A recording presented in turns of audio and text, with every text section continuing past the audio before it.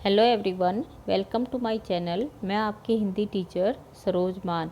आज बच्चों हम पढ़ेंगे चैप्टर 7 जिसका नाम है राजधर्म। तो देखो, यह एक कहानी है। यह कहानी जातक कथा से संकलित है। जातक कथा में महात्मा बुद्ध के पूर्व जन्म की विविध घटनाएं कहानी के रूप में वर्णित हैं।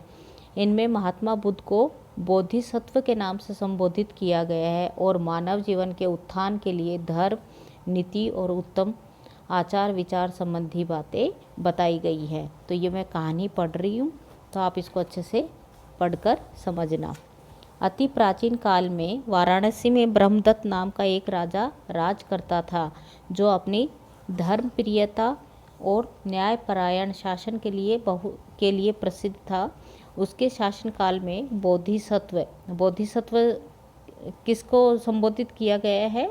महात्मा बुद्ध को।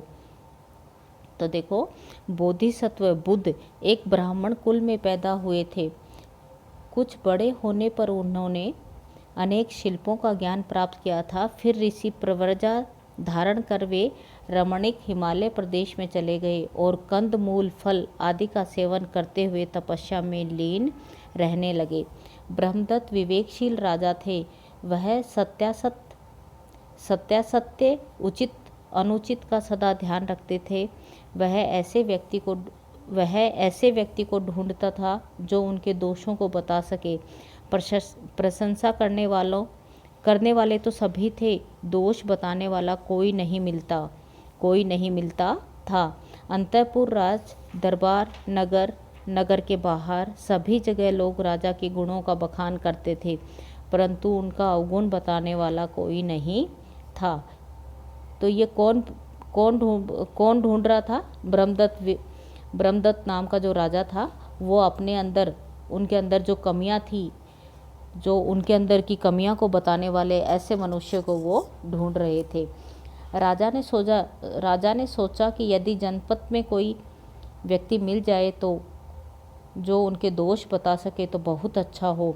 अतः वेश बदलकर वह पूरे जनपद में घूमा, परंतु वहाँ भी उसे अपना गुण ही सुनने को मिला, दोष नहीं। फिर वह घूमता हुआ हिमालय प्रदेश पहुँचा। घने जंगलों और दुर्गम पर्वतों को पार करता हुआ एक सुरम्य हिमालय प्रदेश में स्थित बोधिसत्व के आश्रम पर जा पहुँचा। उसने उन्हें श्रद्धापूर्वक प्रणाम किया। बोधिसत्व ने राजा का कुशल क्षेम पूछा।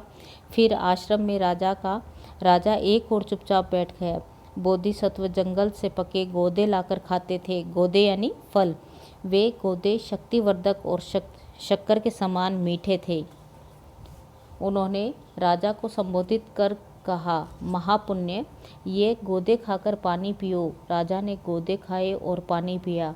उसे गोदे बड़े मधुर और स्वादिष्ट लगे। उसने बोधिसत्व से पूछा, भंते, क्या बात है? ये गोदे बड़े मीठे और स्वादिष्ट हैं।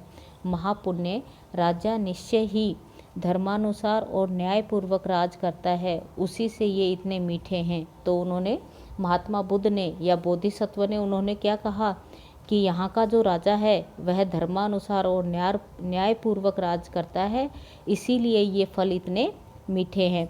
राजा के अधार्मिक और अन्यायी होने पर तेल, मधु, शक्कर आदि तथा जंगल के फल फूल सभी कड़वे और स्वादहीन हो जाते हैं।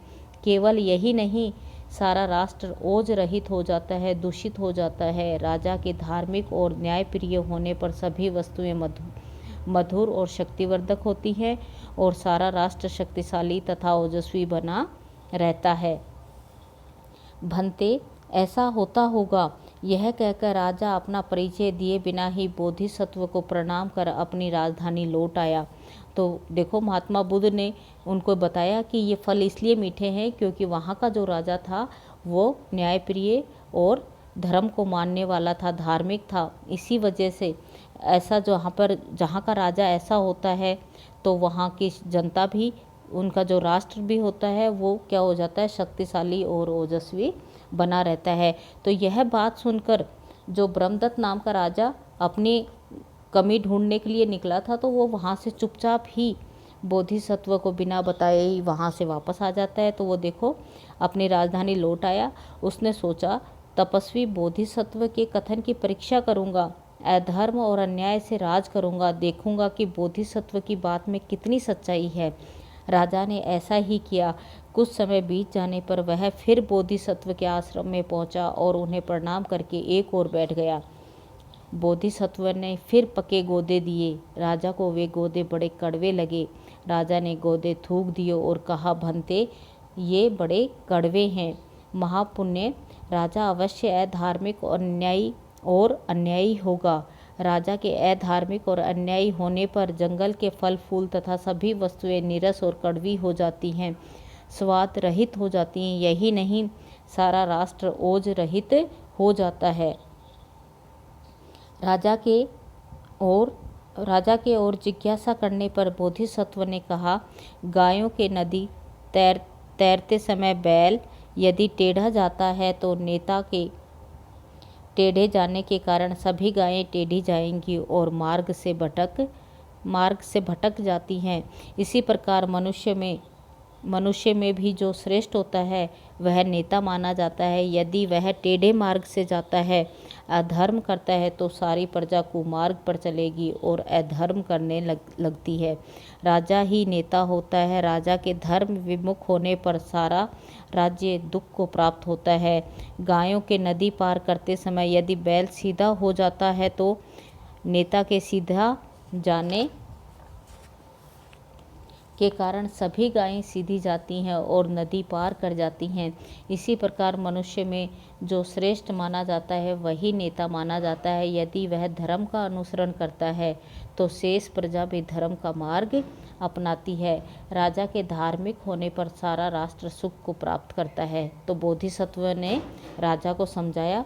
बोधिसत्व से यह शिक्षा प्राप्त कर राजा ने अपना राजा होना प्रकट किया और विनय पूर्वक बोला, भंते, मैंने ही पहले गोदों को मीठा कर फिर कड़वा किया। अब मैं फिर से उन्हें मीठा करूँगा और कभी उन्हें कड़वा नहीं होने दूंगा।